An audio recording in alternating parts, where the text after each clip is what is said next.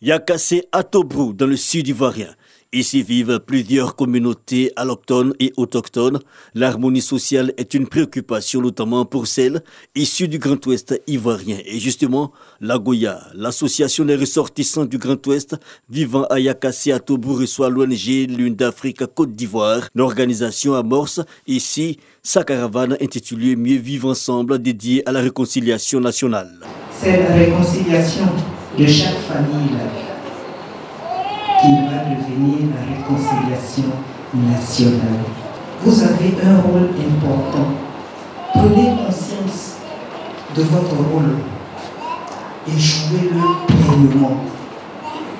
Parce que la paix en Côte d'Ivoire, la réconciliation que nous chérissons tant, elle commence dans chaque famille, elle commence dans chaque foyer.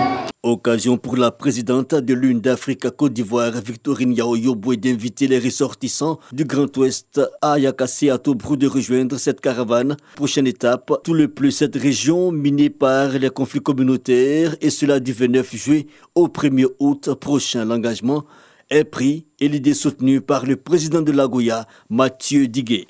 Ce thème de cette conférence, le rôle d'une mère dans la réconciliation nationale, nous avons épousé ce thème parce que quand il y a un conflit dans un pays, la première victime, c'est la mère. Si elle est à l'origine de la réconciliation, nous pensons que ça serait une réconciliation sincère et vraie parce qu'elle sait, elle est maîtrise dans sa chair. Et c'est pourquoi nous avons voulu que nos moments de Yakassé, nos moments de Argoya soient à l'origine de cette réconciliation.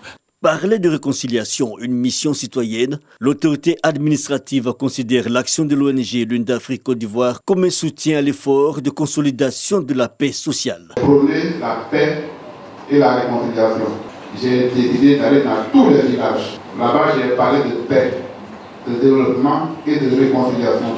Voilà quelqu'un qui vient aujourd'hui m'aider. Pour que la réconciliation soit une réalité quotidienne ici à Yakassé à Tobrou. Être déterminé en faveur d'un climat social apaisé, l'engagement est aussi pris par les femmes. Les pionnières de l'Agoya ont donc reçu des présents et en point d'orgue, hommage a été rendu à la défunte Iredou Colette, figure de proue du vivrier en Côte d'Ivoire, par l'ONG Lune d'Afrique.